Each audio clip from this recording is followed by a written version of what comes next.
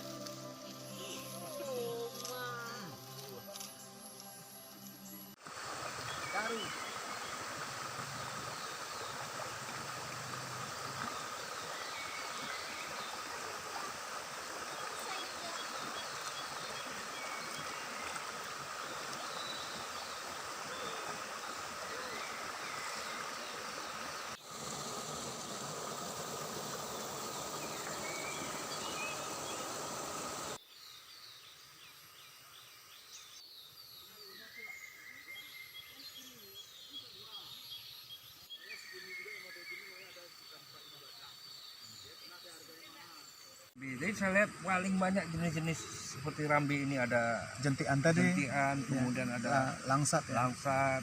Bang, luar biasa kali potensinya sini, Pak. Ini rambenya juga, langsatnya juga gede-gede. Ini katanya hasil perkawinan, Pak. Ya, ini langsat yang dikawinkan antara langsat alam di sini dengan sejenis langsat di hutan rimba dulu. Jadi dikawinkan, sehingga mungkin bisa kita lihat, mungkin ini kan buahnya sangat besar. Bandingkan dengan di daerah lain, di sini harga 11.000 udah cukup mahal. Tapi kita di Banda Aceh sampai 70.000 per buah, per biji itu.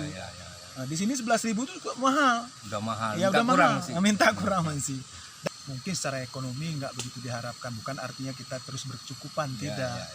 Saya seperti inilah, teman-teman hadir di sini, kadang-kadang teman-teman dari kantor juga duduk-duduk di sini membangun silaturahim. Saya kira Nikmati itu yang alami. Iya, tidak secara ekonomi, nggak saya pikir itu, karena itu nilai ekonomi lain lah tempatnya.